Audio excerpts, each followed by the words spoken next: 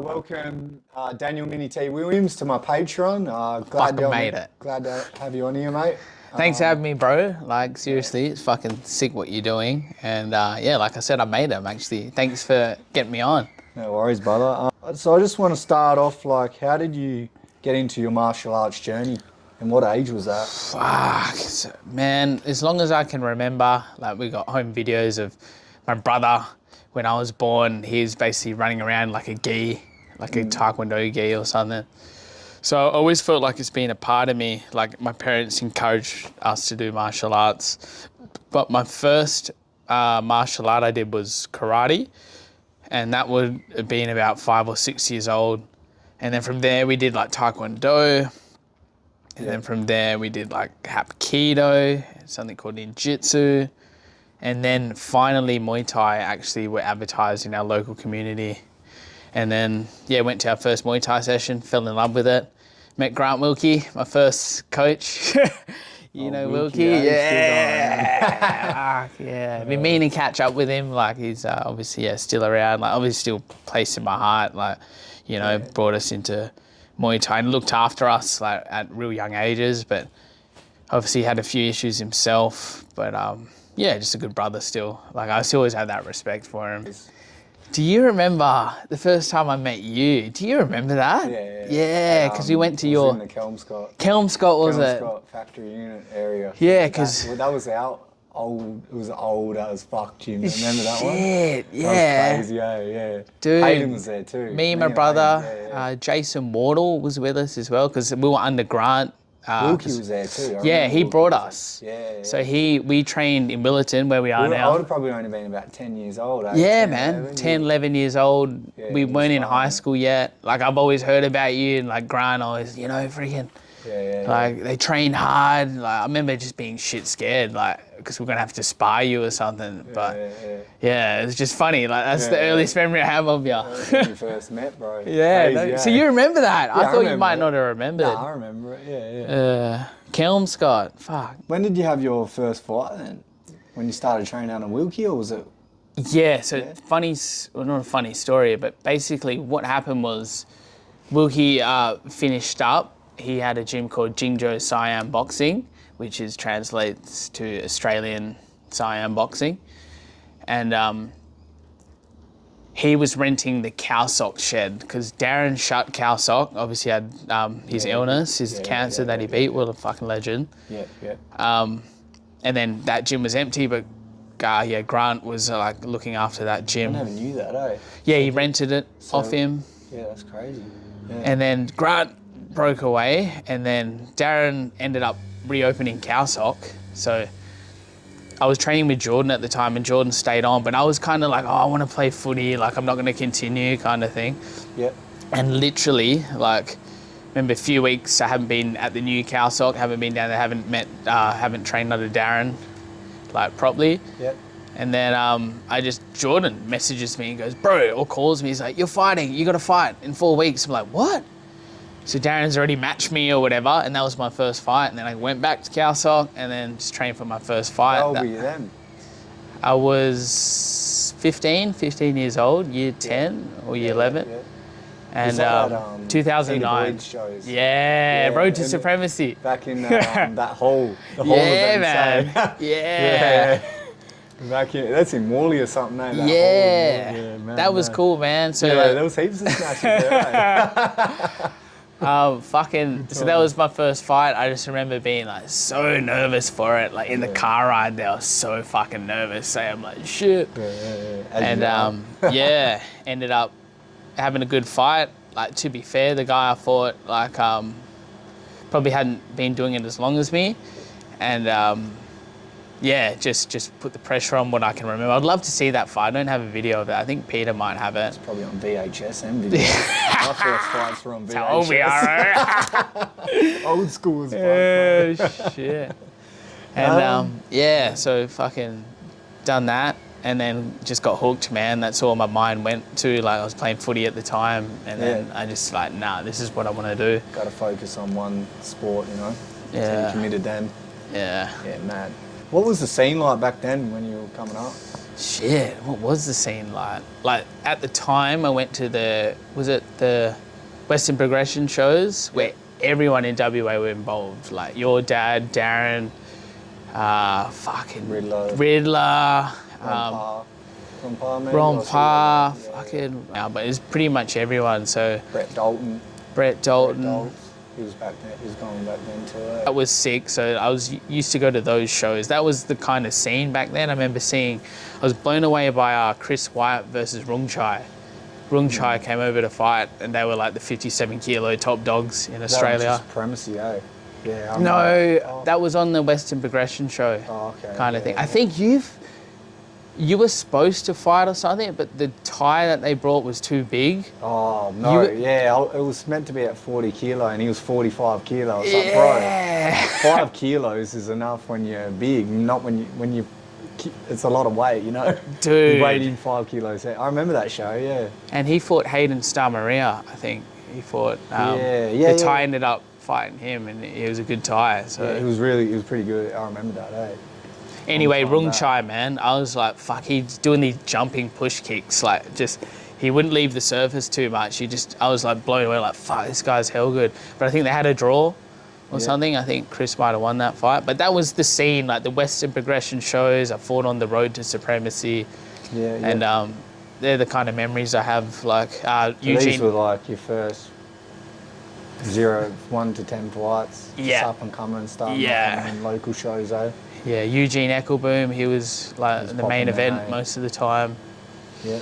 And then Domination kind of came.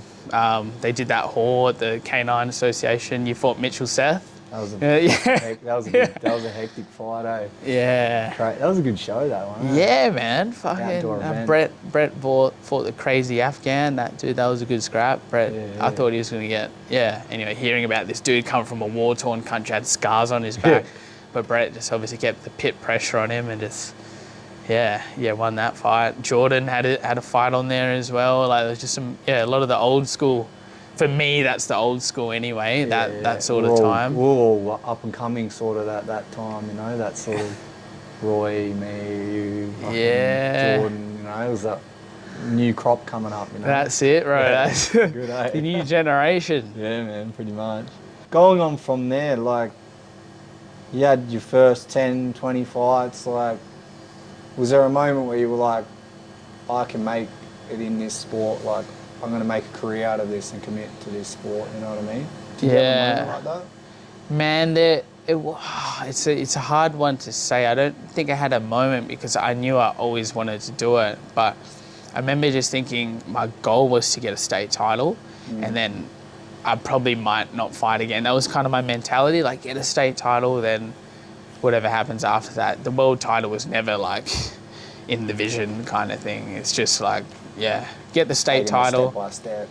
Yeah, and then when I did, obviously then there was another state title opportunity and then it's kind of like that addiction and it's like, I'm just going to do this.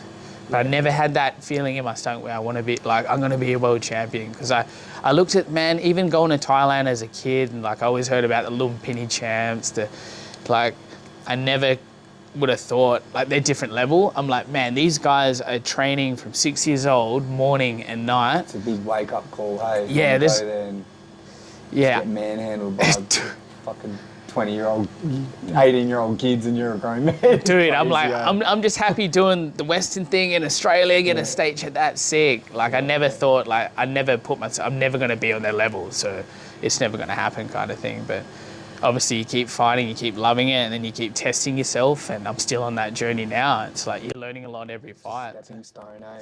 Just man. Climbing up. That's it. So I never had any expectation, but it's just something that was just, stuck with me. And I just felt it was natural because, my mum grew up around people training. Her brother was a Thai boxer. He was considered a very good fighter in the northern sort of region of Thailand. He trained kids at the house. So mum grew up in that sort of area. She's really pushy to put us into martial arts. So was my dad. So ever since I can remember, man, like I was doing martial arts, watching the movies and.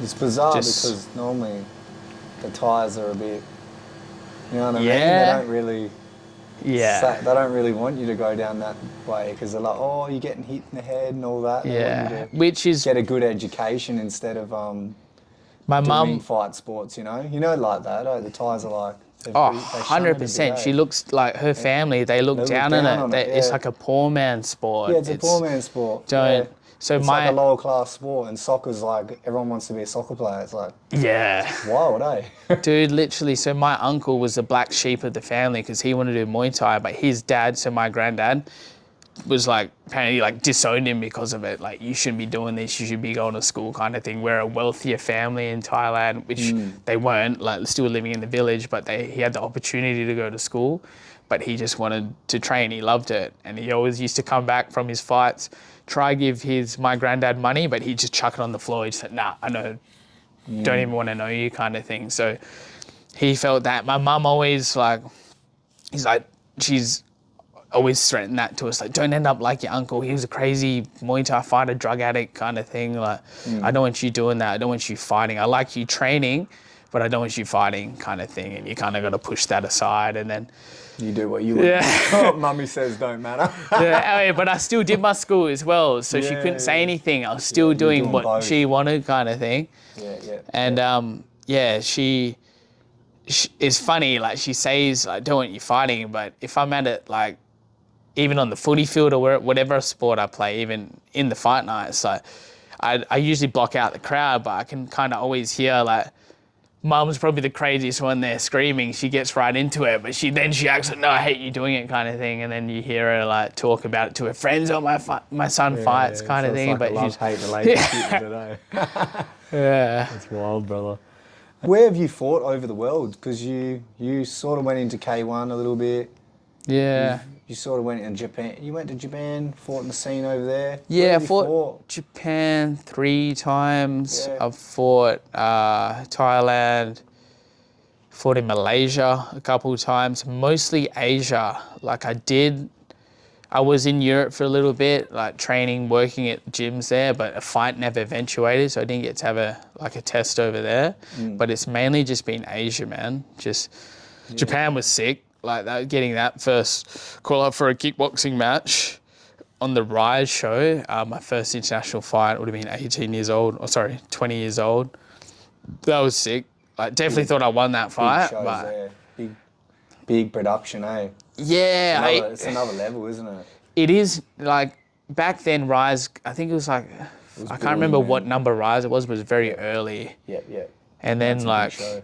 a couple like the champ that I fought, he ended up retiring, and then that's when Tenshin kind of stepped in, and then that's when it kind of just blew up a little bit, like the Rise shows. But yeah, sick experience. It was a buzz, man, because it's like your first international fight. Like, you kind of forget that you're fighting. You're in Tokyo, like, doing everything. Like, shit, what is this? Like, these robots, like, the vending machine that they had Pretty over there. wild and- country, isn't it? yeah, bro. I was just blown away by how polite everyone was. Like, if you Yeah, needed really help. nice people. Yeah. crazy, Arigato. Like, everyone's saying thank you. Whatever shop you go in, they're saying thank you. If you need help to go somewhere. Like, we had some dude walk with us for 15 minutes to take us somewhere, but he wouldn't take any money. I'm like, dude, Anyway, it's just very nice people. But then you think as well, like, they're very systematic, very, like, social conditioning. If you don't fit in, if you don't follow the rules there, like, it's like you're a big outcast. So it's kind of like, I don't know where I'm going with this, but anyway, good, next brother. question. Yeah, good brother. So like you were swapping in between K1 and Thai boxing, Muay Thai for a little bit. You were just taking whatever fights you get. Bro, yeah, everything was a buzz. Like, to any international fight, I was jumped on. Just jumping on. I got to a point where I loved fighting outside of my hometown because it's just the experience. The first time I went to Japan, it was such a sick experience. So I wanted to do that more often. Yeah. And but to be fair, kickboxing rule set is like something I probably need to spend a bit more time on with my boxing and just the pace and not being able to grab on. You can't But, touch kids. It's a lot different, isn't it? Dude, like, yeah. It's like take one, give one, Take take one, me- give one. You know what I mean? Yeah, but it's, still like something you could just spend some time on. But it's definitely a fights of kickboxing. My worst 2 losses have been kickboxing, and most of my losses in the stand-up sports have been kickboxing. So just means something I need to fucking change a little bit, but not really, because I do love my Muay Thai. You rather fight MMA, Muay Thai. Yeah, MMA, more rule set, more using your whole body kind of thing. But I just love new experiences, man. I think it's cool. Just any opportunity you get, I'm quick to say yes. Whether it hasn't always worked in my favor, kind of thing, but like You always it's just put on a show, but that's what people want to see. You know? just love the opportunities, man. And I just think, like, why limit yourself? Just take life by the balls. If you get an opportunity, go take it. Yeah, what's the worst that's going to happen? Get knocked out. Yeah, but get back on the horse That's again. what. When I fought Superlek, so when I got that offer, it was just like, fuck yeah, like, you know, you won the lotto ticket or something, kind of thing. Like, this is sick. I was like, what's the worst that could happen? It's kickboxing. I don't have to worry about his elbows. Fuck, was I wrong, man? I was like, shit. Like, there was the opposite. I would probably been better if I fought in Muay Thai, but still, like, it was just, They're another breed, those boys, from Kit Mulgal. Dude, I remember the first round, I like went back to the corner and my heart sank. I'm like, okay, yeah, like, you know, when like, it was just one of those moments. Happened it twice in my my fighting career, where after the first round, like, I lost mentally. Like, you go back to the corner. Because he was just about. He was just ahead of you everywhere. The range and then the power was different, man. Because I'm like, you know, fought They're flyweight different, before. But those guys, man. Dude, that power was their just. Kicks are insane. Like, I was like, yeah, four leg kicks I took in the first round. I'm like, I knew, like, if he keeps landing this, like, it's not going to be very good. Yeah. But it's not a good way to start the fight, eh? The first round come back and you lost. And that was lost his. And his interviews out. He's like, yeah, the first round I was like, I fought shit, like, I was distressed, like, it was. And then my coach told me to go, like, more kicks in the second. I'm like, fuck, was your first round fucking? Oh shit. So going back to your Muay Thai career, you fought Saksit, for the world title. Yeah. WMC world title. Yeah. How was that? How was that fight? He's a pretty big name in Thailand. Very most balanced fighter that I've fought, man. Like, what weight was that at? 55 kilos. Yeah. Wild. Yeah. 55 kilos days. So that, great opportunity, fight on domination. Fought Saksit there, and the game plan, keep the pressure on him, because that's how you fight the Thais, right? The guys that are really skillful, you got to keep the pressure on him. Yeah. Kind of thing. And wear him down over time. Who knows though, man? Like, it was a good fight. Like, I was like pretty confident after. Like, I remember him spitting out his mouth guard in the fourth round, and in the stadium rules, that's like good. But you know, like, he did definitely get some good kicks in, and like, who knows, like, if I was fighting in Thailand, could have been a different story. It's a whole nother sport, but you know what I mean? Oh, different scoring system, different. It's a whole different sport. You understand it. I go to Raja or whatever, and I watch the fights. You have to win over the judges and the gamblers. Here, you just need to win the round. You know what I mean? Like, you got to sway the environment. Fuck, that's cool. It's a whole other ballpark, bro. Sway the environment. You know what I mean? Like, you got to sway everything. True. Here, it's just like the round by round. Yeah. But there, it's like you got to everything. Everything, dude. It's pretty wild, eh? No, because I was. And winning the fight in the right moment. That's the key there. If you win the fight, the right moment of the fight, you'll win the fight. Even if you lost like 4 rounds, but you win that right moment and the right timing, you'll win the fight. Shit. Yeah. That's interesting, You'll flip it, bro. Because crazy, eh? Yeah, bro. Like, when I've watched the stadium fights, I'm like, yeah, blue corner, whatever, he's won. Like, nah, the other corner. And I don't understand those little intricacies. Like, the Santai gym, the owner of that is a Swedish dude. He religiously watches the most Muay Thai fights that I know someone watches. And he's really good at it. He will tell me, like, that's why he gives me honest feedback of, like, any of my fights. It's like, stadium rules, sort of like probably lost. But I can tell sort of off the vibe of the stadium. True. Like, what's going on in the like, you can tell who's momentum's lost or they're gaining momentum. You know what I mean? No shit. It's pretty wild, man. Fuck, man. I don't know how they score it on the thing, but it's fucking. I think the gambler pretty much decide who wins. You know what I mean? It's pretty wild, man. When you said that's a good point. You just like when you sway the environment, the gamblers and the judges. So it's like fuck. That's interesting. different perspective to look at it. Because Oh. hey, you got to win holistically, right? You got to influence Yeah, everything. everyone, yeah. That makes sense. Did you spend much time in Thailand fighting over there? I did, man. I think I've had about. How old were you then when did you move over there, or just do little stints? So 17 years old, I done my first 3-week stint. Yep. Like, Where are and you training out of? that was in Chiang Mai. So Santai Muay Thai, they just started the gym there. And this Swedish dude and his Thai wife, who was from there, bought it off the old owners. Yep. And they had a vision to just make it a good gym. And I was very blessed because I wanted to train in Pai. Yeah. Because I was like, yeah, hippie too town, laid like, I out, fucking though. love my It's too laid cannabis. back, Like, yeah, I was smoking pot and 17, doing 18, shrooms. yeah, 17 years old. Where am I going to pick a Thai camp? I wanted to pick the north because my family's from Chiang Rai. Yeah, yeah. There's no fight gyms in Chiang Rai at the time. Yeah. So I went to Chiang Mai, and then I wanted to go to Pai, it was hippie town, and then but looking at the gyms in Chiang Mai, the Santai appealed to me. The website was really cool. Had all the trainers and like just the schedule was good. So I'll go here. Did my first 3-week stint there. They've just started the gym, these people. So Nick and Ood, who are like my Thai parents, or like I look at to them as parents, you know, they've looked after me even now. Like I can go back there and train. They look after me. Yep. But he really had this vision to like build like a strong gym there. He wanted to build a strong female base. He did have a good set of like strong females there. And then of course, a lot of the Bangkok Thais that were training there, a lot of Bangkok level Thais that were fighting in the stadiums were training at Santai. So when I went back there 3 weeks, went back home, had one fight there, loved it, and then kept in contact with him. And then he's like, man, we'll sponsor you to come over if you want to do a longer stint, like 6 months to a year, or as long as you want.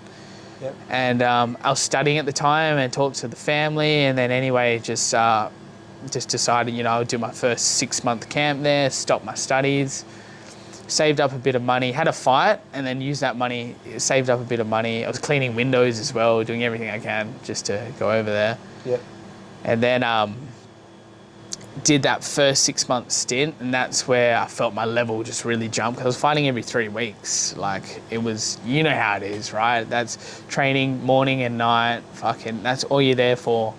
The level just went up, I was fighting a lot, and then the gym started to build, man. He had like, at the time, the second time I went back, there was Manasak, who was number 1 Lumpini at the time. He was basically my coach at the time. And then there was Pragai Pet, who was the Channel 7 champion. These were my weight classes, 55 and 57. So I got to train with these boys. Yeah, his name was Pragai Pet. He had a birthmark. Like, down. Do you know him? Fuck, no shit. Yeah, so I was very fortunate. Borovet was there, my old trainer. Borovet, yeah. He's a good trainer. He's a bad man, eh?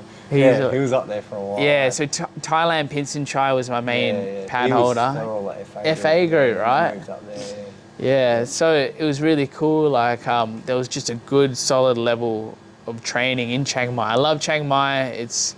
I feel the Thais are very friendly around the northern Thailand region. Where the gym was outside of the city, so everything was dirt cheap, so we could stay there for long periods of time, live off the fight money. Not too many distractions. No distractions. No soy cowboy.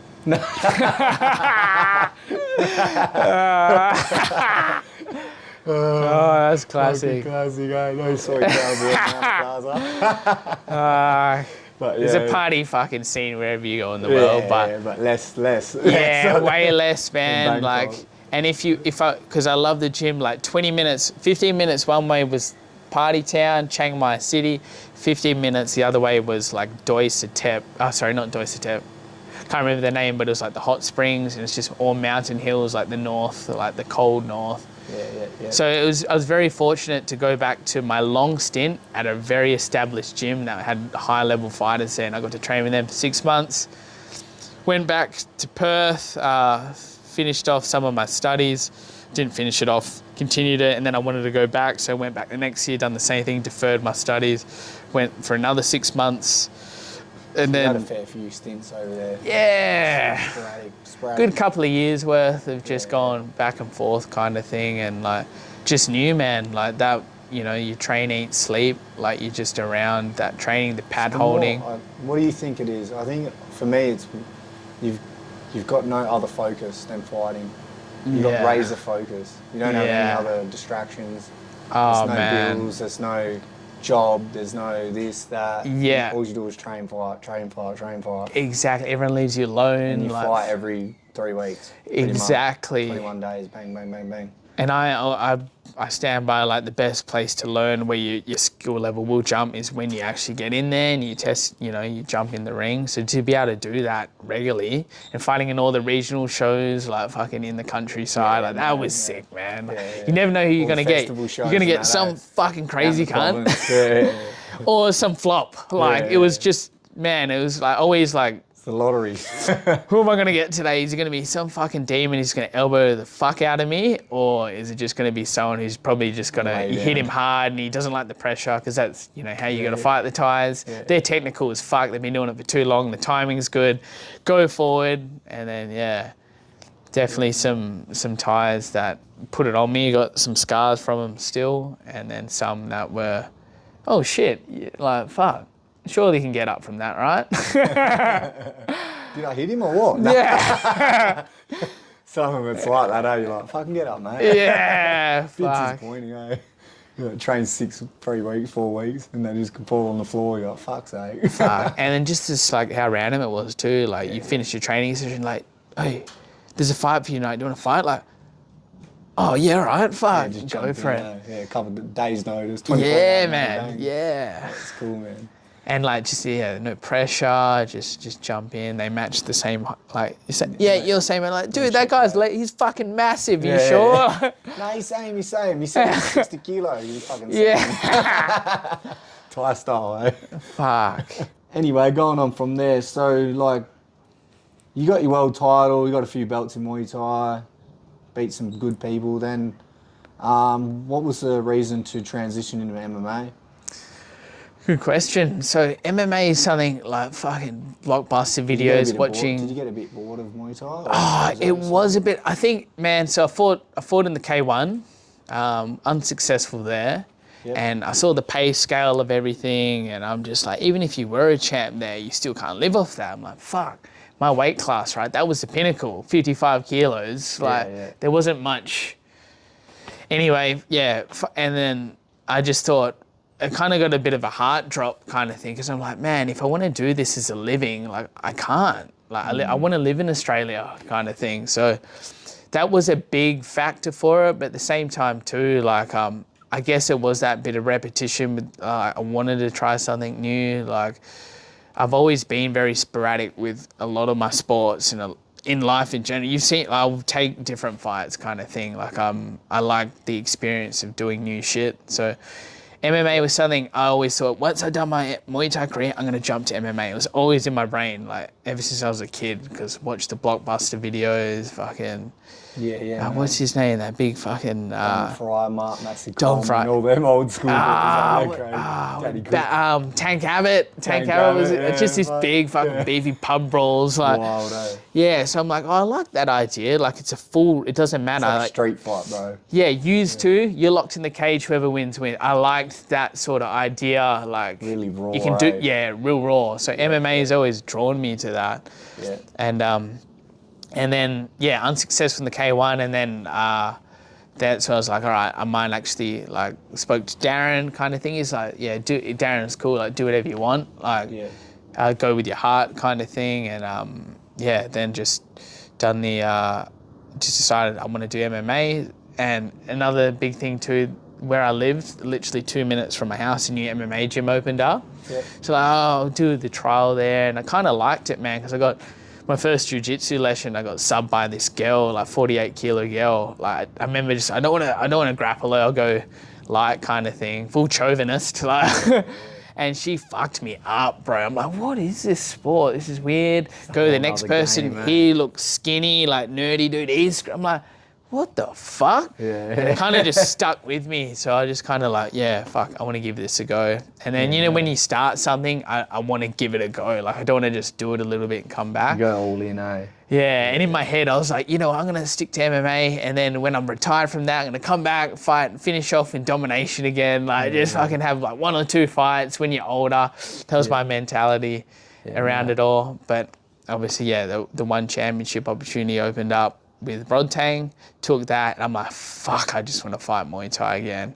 Yeah, And, got you know, love back for it, eh? Muay Thai's always been my favorite, always will be, because it's the Yeah, base for fighting. Like, I always love Muay Thai. Like, yeah. that's just my most fun fights I've had. Like, that's something, I'll always be open to. But I'm still open to, like, And just, all just, sorts. just trying to get to a level in MMA where I'm happy, because, I guess you'd probably never be happy. But, I'm starting to just see, like, little progression. leaps, and I'm just like, fuck, I just want to stick this out, see where I can get with it. How long did it take you to adapt to MMA and like the ground game and all that stuff? Did you train for a few years? 6 years, bro. It's still, like, I only feel now like today. How long were you training until you had your first MMA fight? I think about a year. Yep. 1 year.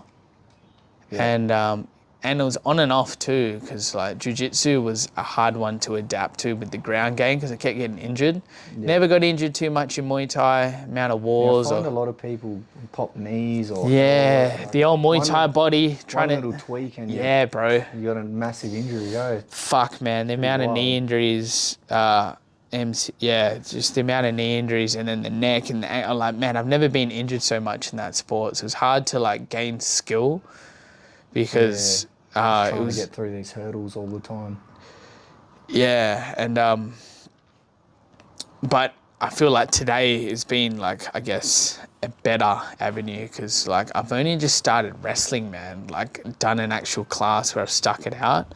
We've got a new wrestling coach at my gym. I train for MMA, Scrap MMA, and like, I've been doing it 3 months now. Like, loving it, you know, like different sort of muscle groups and training, different sort of cardio system. So when you say like gelling it all together, it's been about 6 years doing MMA, and it only feels like today. You're still just dipping your toe in the water, eh? Yeah, bro. Oh yeah, I always, man, my mentality was like, I can't grapple. I'm shit at grappling. You know, when you say that shit to yourself, it's always going to be 6 years straight. I can't grapple. I'm a stand-up fighter. I'll just work on takedown defense kind of thing, which I never did anyway. Yeah. But and then only recently, I'm like, starting to train it. It's like, what an idiot. Like, of course you're going to be shit at it, because you're saying it to yourself. You're like, I'm shit at this. I can't. No, you just, it should be like that good positive shit out into the universe. Yeah, bro. So it's just a lot of realizations. Even like, it's crazy, man. Like, a lot of life's lessons through martial arts, isn't there? Yeah. Pretty wild, eh? You get martial arts is everything. Training. You know what I mean? It's pretty wild, eh? It's an amazing journey, the old martial arts, man. Like, forever, that is who I am, I guess. And as yourself as well, you know, martial arts is something that I'll forever do until my deathbed. Where would you think you would be if you never went down this avenue? Fuck, I don't know.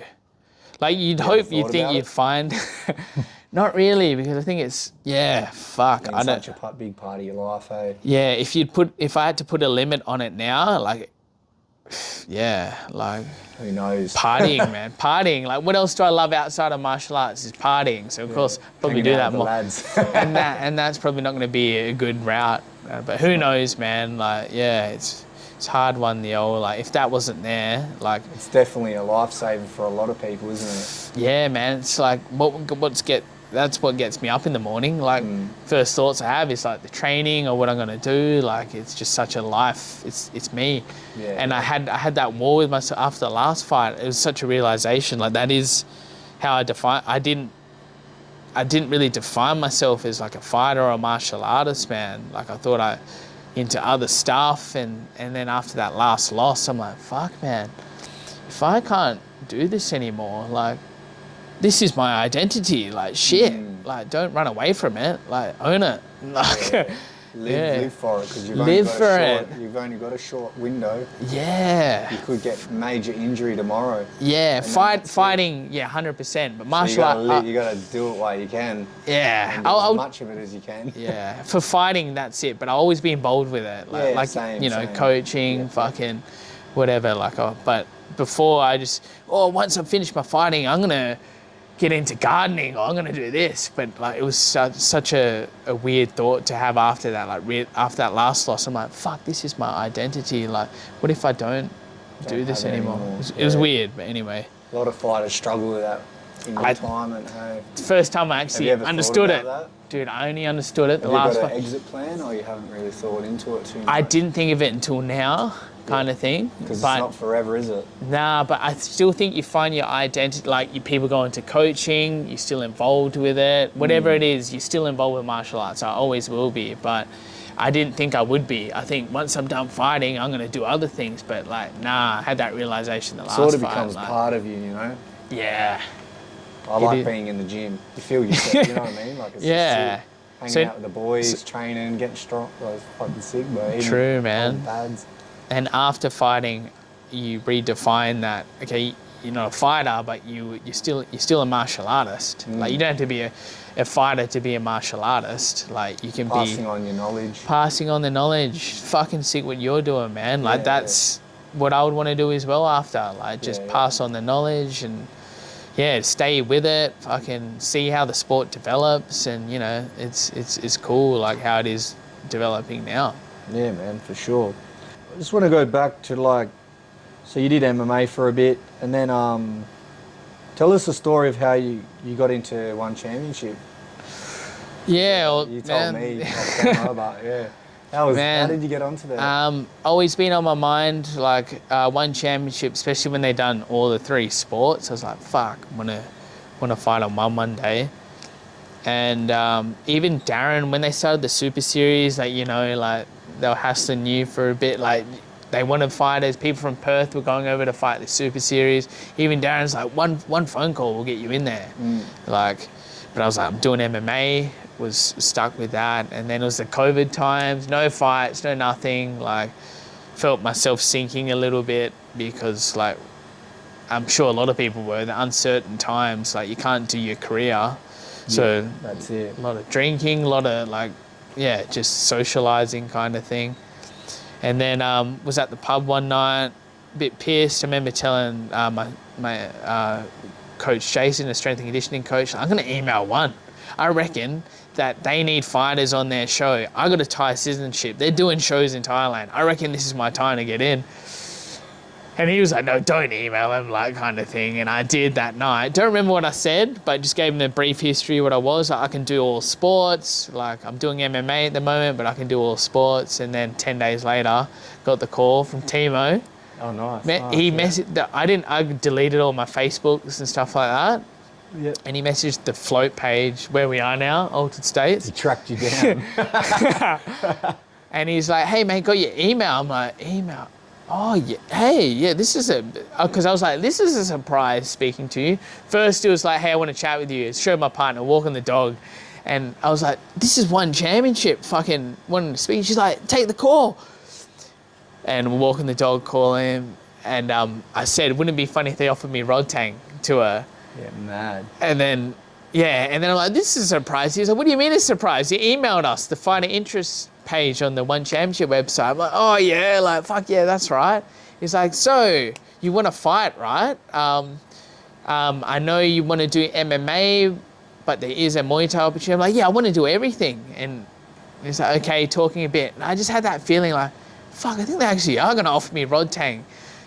Sometimes you know why it's coming. Dude, intuition, Yeah, right? Yeah, I've had And fights then, like that. When you know you're going to fight, eventually meet up, hey? It's wild. fuck, yeah. And then, yeah, bit into the call. He's like, oh, look, do you want to fight Rod Tang? We need his opponent, can't get in. England shot their border. I'm like, fuck yeah, this is mad. Like, told my missus, we're walking, like, holy shit. Like, he's like, are you fit? You can be ready? I'm like, nah, but yeah, it's all good. I'll take 2 it. weeks notice, all good, bruv. Been sitting on the couch. Sitting on the couch. Hey, but you know what was one thing which I felt that was kind of good? So I never was coaching much. I didn't do PTs for people, but the COVID year, I was training people. Yeah. And it was weird as a martial artist to actually explain what you know. That's why I'm interested when you fight, man, because you've had a good bout of it. You've had to explain what you know. And I felt like that is that helps you get to another level, because now you're understanding what you're doing, or you're forced to, because you've got to tell someone like this is how you're doing it. And I feel like that year and a half Sometimes when you sit back, you learn more. Like you have a break, but you're like teaching and you learn more. You're sort of like, oh, That's how that works. Oh, you know what I mean? Because you're not so razor focused on a fight. On all the time. fight camps, you're not. Yeah, you think. You know what yeah, I mean? Like, exactly. So. yeah. I felt like, yeah, just a year and a half, no training, but I was still pad holding people, giving people PTs. And obviously I was doing MMA for a couple of years with that. And then, yeah, had the fight. And then that just led to that. Put you on the map, that fight, didn't it? Well, that set the precedence for I'll fight anyone, anytime. And then sometimes it doesn't work out for you. So you kind of got to take a step back and be like, you know, like, you're getting older now. Let's be a little bit more smart about this. You know, you are just Good human. here and there, but don't not, get not your, all the don't time. let the ego get the better of you. Like Start losing a few fights. yeah, exactly, exactly, Here and there you can. If the money's good, I'll do yeah. it. But I got away with it a couple times in the career. If So you you make think money, it makes sense. If you don't make money, don't make sense. You know what I mean? exactly, and then you get to a certain level where that doesn't really work because you find absolute guys that put their whole life into it, and that's the different level that top I tier understand guys, eh? I'm competing with now. So trying not to do that anymore. Like have a good nearly plan. did a couple times actually, Yeah. but Learn from yeah, your mistakes. don't learn you? from your mistakes. Well, I hope so anyway. Sometimes the cherry is just dangled at you, so you're like, fuck, all right. Yeah, straight up. Man. How was the fight with Rottang and Superlet? What was the... Man, bro, Were very different styles, but how was Rottang and then go on to Superlet fight? Rodtang was a good fight, same height, so different style. He's more of a puncher, You're similar a very style. aggressive fight, both aggressive fighters, you know. Similar style, but also like the weight. I was already naturally at that weight for a long, like being a year off fighting. Year and a half off training and a few years off the Muay Thai fight. Like I was sort of big, so leading into that fight was okay because, like you know, fought my career at 55 kilos, 57 kilos, and then fighting at 61 kilos. I was already kind of that big, but the super leg fight, I was training for a straw weight. So 56.7 kilos. So How I was far was that? 68? 8 weeks of just training at that, and then the match switched. Yep. The 4 days out, 5 days out, and then that power was different. So I felt super leg power was way stronger. Like his kicks and just distance was different, wild man. how, Couldn't touch like, him. I just Pretty wild how like a few kilos, you notice it so much in the ring, don't you? bro. Then in the gym compared to the ring, it's That's a whole why other there's weight ballpark. classes. I definitely know that now. I'm Yeah, like, even 'cause- like 2-3 kilos, you fucking feel it, don't you? man, I was in Crazy. my head before the super leg fight. It's funny, the other day my brother sent me, the open weight thing. Do you know, one was talking about doing an open weight Muay Thai? Yeah. He's like, you should do that. And I was like, he's like, I realised it's an old video that one never did that. And I was like, man, when they first announced it, I was like, fuck yeah. Like I knew I was never gonna win, but I'm like, yeah, what an experience. But now, stepping up in that weight, fighting someone big, like the damage, the getting knocked out, like that's like, oh, okay, maybe that's like, fuck. I hope I've recovered from it, but sometimes you're never the same fighter after that, man. Like a big As I said, knockout. one bad knockout can change Yeah, your whole bro. fight. Yeah. Can change your whole career. Exactly, and like my Ruin your last whole fight, career, you know. last fight I was very defensive because it can change you, man. So it's You sort of if you have a bad fight or a bad knockout, you bring that into the next fight. Like you're weary and not as you know what I mean? You're not. There's a You're statistic. thinking about it, and then that's when you get caught because you're thinking about Yeah. that moment, and then you attract it. You know what I mean? Yeah. So Crazy, there's a eh? statistic for that. If you've been knocked out in a fight, there's like an 86% chance like you can happen again. Yeah. And like you see that, like Nongo fucking just happened as well. Dodson Like Clyde, Nongo, because Sam A. you become more fucking exactly a bit more weary. Then like you're not letting your shots go because you're like, oh shit. I might Yeah. get caught. You know what I mean? Yeah. So before I'm like, yeah, open weight, fuck, what's the worst can happen? That'll be sick. I'm not gonna win, but it'll just be fun. And then you realise that you can actually get seriously hurt. It's not good for your health.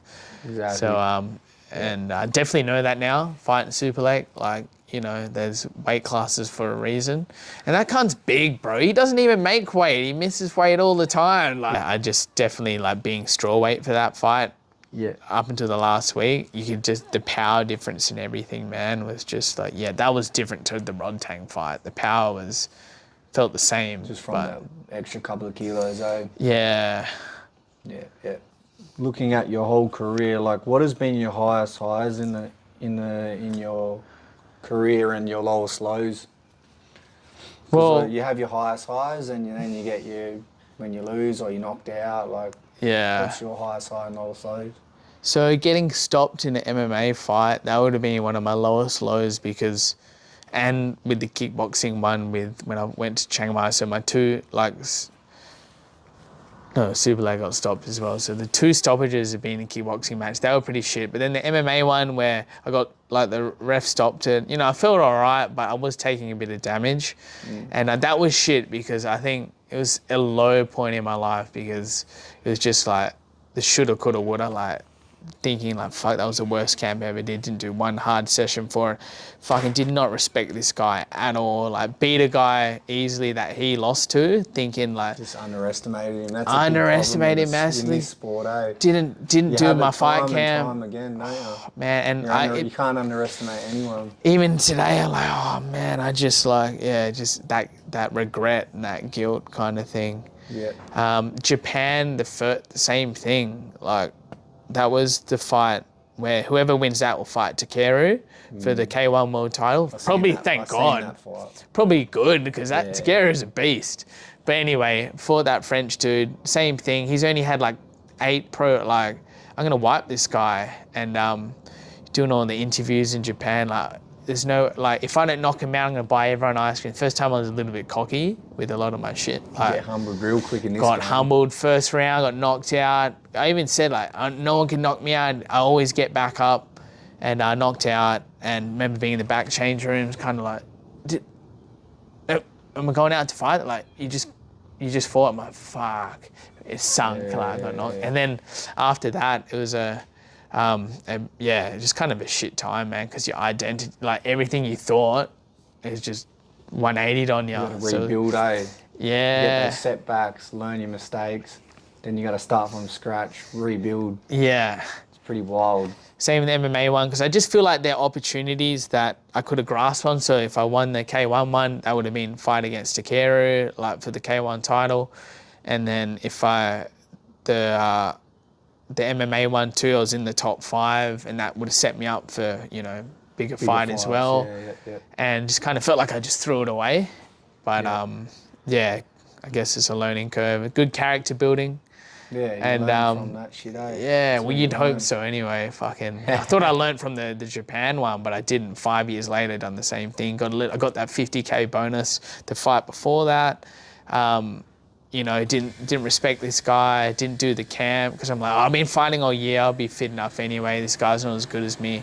I was like, the media was more on me, like, coming to win, and then got humbled there as well. So they're my 2 bad losses. I'm just like, fuck. The ring's a mysterious place, isn't it? Yeah. It's crazy. Some nights, Biggest teacher. it teaches you a lesson real quick, don't it? Yeah, You man. think you're all good, and then bang, round 1, you're like, fuck. Fuck. I ain't all good. Nah. You know what I mean? Sometimes you think, what am I doing here? Nah, exactly. Character building, right? Yeah. Fucking Yeah. those losses. Yeah. Good life teacher, isn't it? Yeah, 100%. And then, of course, you have the highest of highs and lowest of lows. Definitely some of my wins, like winning the world title. First, winning the cage Muay Thai title against Aaron Lee. That was one of my ultimate, behind on the first 2 rounds and then winning the fight. Like, that was such a, like, fucking big moment in my life. Yep. And winning Fought Andy Housen, as well? Yeah, CMT. fought him the second time to defend the CMT, belt. eh? Yeah, cage Yeah, Muay man. Thai. So I fought cage Muay Thai, won twice. Yep. Yeah, 2 title shots. And then that just laid the bug for those small gloves, man. I kind of got, Got a feel for it, eh? I was like, fuck, this is different. You can't defend, you just have to go.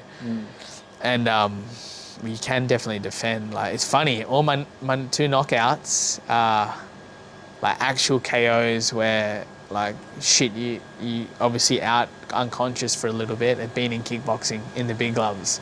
The small gloves always got up, always good kind of thing. But yeah, it's just funny. Like, I don't know, it's just more natural to me because I've been doing it for so long in the small gloves now. I went to MMA, and yeah, Man. that's why I enjoy it. Do you have any advice for upcoming guys that want to pursue their martial art career in MMA, Muay Thai, whatever sort of martial arts? What advice would you give to them? Well, it depends, but I definitely think like if you want to give it a good hard go, you just got to make it your priority, man. It's got to like be your number one thing that you wake up in the morning, that's what you think about. It's got to be in your mind a lot. I feel like the guys that like yourself, like that make it to a high level, they're like it's how they identify. It's like what they want to. That's what gets them up in the morning. And you get the guys that do like other shit with it. They don't get to a certain level. But I just think you just got to make it your number one priority, because you're gonna face guys. If you want to get to top level, that is their number one priority. They'll put it first towards anything. They're the guys you're gonna fight. So. You sort of get to that level, then get humbled. Yeah, exactly. If you're not all in on this game, you're going to get to that fight and you're going to get fucking smacked. Exactly, man. And Exactly. Then, you know what I mean? You either want to do it or you don't. Yeah. So you have to make it your number one priority. Like otherwise, yeah, like you said, you get humbled. I think that's the advice to people that want to make it. Also, yeah, like you know, when we went to Thailand, like we make that our focus. So it's like a good stint where you live and breathe it. Like you wake up, you go to training, you go to sleep because of the training, and then you do it again. Like that, having that focus, man, will take you to different levels. Like, I didn't do it as long as you, but even that little, got a grasp. it was, you know? Yeah, it was still like, it was your focus. So focus, you got to be focused with it. What's next for Mini T? What's your long-term plans in the sport, and have you thought about what you're going to do after when you retire? Yeah, so right now I'm trying to live day by day, because I felt like that was a bit of a downfall of mine, is living too far in the future. Like I've planned my whole life already, and it's like when it doesn't go to plan, it like you start to realize you can't live that far in the future. You got to live presently. So day by day, take it one fight at a time. At the moment I'm healthy, man, so I just want to like take it the next fight as it comes. I'll keep doing it until my body says, shit, I can't do it anymore. The brains says like, or people around me say, you know what, you're slurring your words now. Like, let's maybe like, so I a bit. taking it one fight at a time. Like obviously, like yeah, like it would nice to be a champion again. Like I'm still like keeping focused on that, but right now it's like take one fight at a time, get better each time, and keep fighting while I can. Next one, possibly be an MMA fight next month against a guy that I've sort of been matched with twice, but we've both fallen through from injuries, whatever. Yeah. So pretty excited to have that match next. And then after, man, like I said, like involving into the community, becoming a coach, just giving back the knowledge of what I want to do. Maybe fucking be a ref, I don't know, but I haven't thought too deeply what I want, but all I know is that I do want to pass on my knowledge, and that's what I want to do. Obviously still have the business here, like the recovery place that I'll tip away with, but I think martial arts is more of what I want to stay with after. So yeah, that's something that I'll, you know, gyms pop in my mind. Having a gym one day, that'll be sick. Like at least giving it a go. You can go any avenue way. You can go anywhere. Exactly, but staying in martial arts forever. Yeah, but you've got so many different things you can do, you know. Yeah, exactly, man. Yeah. Awesome, exactly. Man. Lastly, do you want to thank anyone? Any sponsors that have helped you throughout your career? Yeah, just so much people, obviously. Being blessed to have my mum and dad take me to training as a teenager and as a kid, so obviously big thanks to them. My brother was an inspiration. He's the one who started the martial arts journey, had his first fight, so followed in his footsteps. And of course, you know, the gyms look after me, like Calsoc Muay Thai, Scrappy MMA, the coaches there, and the Thai gym, Santai. Yep. Alton States for keeping me recovered. Arwood Fire Gear, he's a legend. Old Bond, man, it's cool what he's doing. I got to see his factory last time I was there, and just cool from the Morley shop he had in Perth to now full factory full of 40 staff or something. He's popping off now, eh? Bro, what a legend! Yeah, like, good on him. That's cool. So thanks to a lot of people, man. Like it's awesome, I'm grateful. Gratitude is something we should always practice as a human being. That's it, and I'm very grateful for the life journey I've been on right now, and it's going to keep continuing. So rock on, party hard, train hard. Quite hard, party hard. There's like fucking 50% alcohol in this. Like, Bit of vodka in there, mate. Nostrovia, brother. Yeah, Nostrovia. Thanks for coming on the Patreon, brother. I appreciate your time, and good luck for the future. Can't wait to see your fights, mate. Man, you too, Toby. Thanks for having me on, bro. It's fucking sick what you're doing. You're leading the way. So obviously, when I'm retired, I'm like fucking. Even though you're not retired, I like wait till people hear that news. Yeah. But yeah, anyway, it's just cool. I'll be like, how do I do this? Fucking, it's cool, man. So thanks for having me on, and I love what you're doing, bro. So thank you. No worries, mate.